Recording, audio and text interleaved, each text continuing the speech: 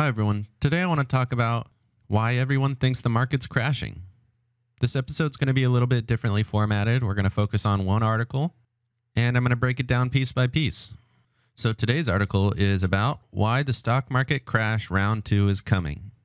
As always, there will be some jelly at the end, which is something I enjoyed outside of the markets. If you're interested in buying the Shenandoah of Sark, like and subscribe. This yacht is currently on sale for $10.8 million. It was originally built in 1902 and was refurbished in 2018. It does have diesel motors, not just sails, and it looks gorgeous on the inside. It can fit 10 guests and a crew of 12. Keep your dreams at the front of your mind. Like and subscribe. Welcome to the Portfolio Bulletin. Let's get started. All right, so stock market crash round 2 is coming. Opinion. It says here that the market dropped 34% in 33 calendar days, and that is the fastest descent in history. On average, it takes the S&P 500 11 months to drop 30% in previous bear markets, but that has not been the case in this situation. And just to note, the market also bounced 30% from its lows in a similar time frame. He continues on and says we've witnessed unprecedented economic impacts. Record unemployment, record jobless claims, 33 million people out of work. And despite all of this, the NASDAQ is actually up year to date. So he says here he does not believe the bottom in March is a firm bottom and that it will be retested and broken in the future. It's safe to say that he is in the bear camp, and he is a little bit of a Debbie Downer on the stock market right now. Let's see what he has to support that argument. Goes on to acknowledge that he cannot predict the stock market and that he doesn't know for a fact if the lows are in. Goes without saying. So the next question he lays out is, why has the stock market rebounded if so much of the economic data is so bad? I've covered this pretty frequently, but the amount of money that Congress is spending, as well as the amount of buying that the Fed is doing to include corporate bonds and junk bonds, and then lending to Congress so that Congress can spend the $2.2 trillion that was allocated in their virus aid package, which included the stimulus money, small business loans, the Paycheck Protection Plan, and some big business loans. So here he acknowledges that $2.2 trillion were spent by the federal government. Just to put that in perspective, the US GDP is right around $20 trillion per year. So they spent around 10% of the entire GDP in a single bill for these companies. Is it not reasonable to think that injecting a tenth of the US GDP into the economy, whether it's through bonds or cash into individuals' hands, payment protection plan for small business loans, or unemployment checks being increased to about $1,000 per week? A lot of people are making as much money on unemployment as they were working, if not more. So it seems like he's laying out the framework for a bull case, or at least that the bottom in March is going to be a firm bottom. But regardless, let's continue on and see what else he has to say. He then says, here's why a stock market crash is inevitable.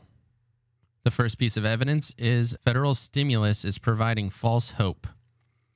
He cites the $600 additional per week in unemployment benefits, which I said brings it up to $1,000 per week. He says he has concerns that those are going to end on July 31st. He also says that 74% expected their stimulus check to run out in 4 weeks or less. Once these federal dollars run out, rent, mortgage, credit delinquencies are going to soar, and that's going to bring a major crimp in consumption spending. So first of all, the end of July is quite a ways away. We're in mid-May here. We still have all of June and all of July to figure out how to reopen the economy before that unemployment check runs out. Also, that stimulus money for people who are receiving unemployment checks That is extra money. So you're receiving $4,000 per month in unemployment, and then you receive another $1,200 in stimulus money. That's a pretty substantial income for most people, especially the people who need it most. 40% of people under $40,000 in annual income have been laid off. So assuming that those people go on unemployment and then receive this stimulus check, they're now making more money than they were before. So the assumption is they are going to be smart with that money. They're going to pay their bills.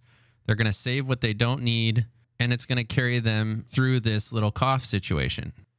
I understand there's certain assumptions in there, but it doesn't seem unreasonable to me that people are going to make the right choices to provide for their families in this time of unforecasted financial struggle. His second point here is that business activity is not going to bounce quickly once the restrictions have lifted. And I do agree with this point.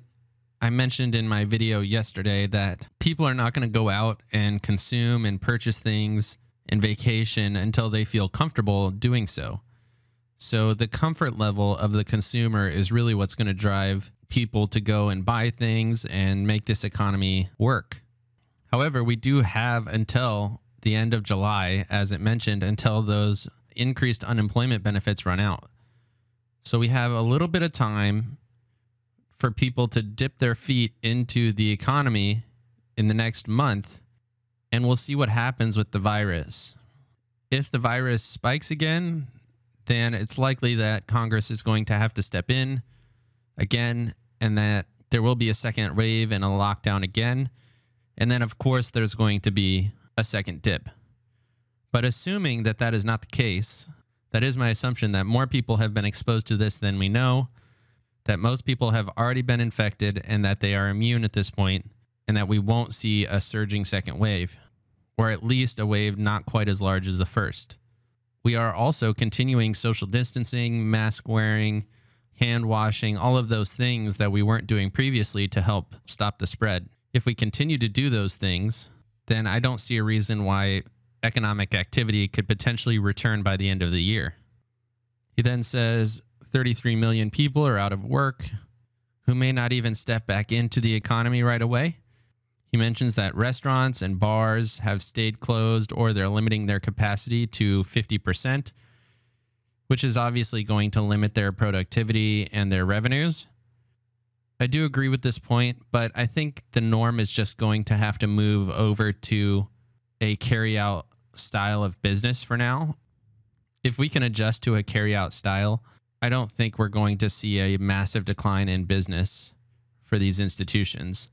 Assuming that the payment protection plans and the small business loans have kept these small businesses afloat, it is my opinion that carry-out business and even a reduced dine-in experience at these restaurants is going to be able to keep them afloat until this whole situation has passed completely. His third point is that a second wave is possible/probable. I've already talked about this a little bit. With the social distancing measures and the hand washing and the face masks, there may be a slight uptick during the reopening, but I don't think it's going to be to the point where we're going to have to face a second lockdown. There's definitely opinions on both sides of this one. I just happen to be on the positive side. His fourth point here is that Wall Street can't set any bars for Q2, but I think this is really priced in at this point. I think we've understood that Q2 is going to be somewhere in the vicinity of a 35% retraction on GDP, which will translate to reduced earnings. And the stock market doesn't price in the right now, it prices in the future. So as long as you believe that these companies are going to survive this cough situation, I don't think the Q2 earnings are really going to affect pricing that much. Everyone understands that Q2 earnings are going to be bad, but also we understand that this is not forever and these companies have been profitable. It's kind of like an outlier. When you take data and you have a singular outlier from the set of data, you just throw out that outlier and then you move on with your set of data. And I think Q2 earnings are really going to be treated that way for investment purposes. His fifth point is that the Fed cannot prevent a recession. I mean, the statement itself is true, but this is not a traditional recession. This is a black swan event caused by a virus. This is not economic retraction or something like 2008 where subprime loans are defaulting, which are causing financial institutions to go bankrupt. The economy itself and the banking system and a lot of these companies were already doing great. They were profitable. They were buying back shares. Without a black swan event like this, these companies would be continuing forward and we would probably be seeing new highs beyond what we were seeing in February. But because of this situation, it's reducing our productivity, which is bringing down the stock market. So in essence, I agree the Fed cannot prevent a recession, but this is also not a traditional recession. After all that discussion, he says what his plan is. He says he's not going to sell anything, but he's going to continue to gather cash instead of investing for right now, and that he plans to buy in small quantities as he sees the second dip happening. This is not a bad plan for people using the buy and hold strategy. You should always average in over time, and that's what he says he's going to do here. And with that, that brings me to today's jelly, which is Poriotics. They're a pretty popular dance group. They've been around for quite a few years, but there was one dance in 2010 at the World of Dance that I thought was pretty funny, as well as really demonstrated their talents. So here's a little bit of what that looks like.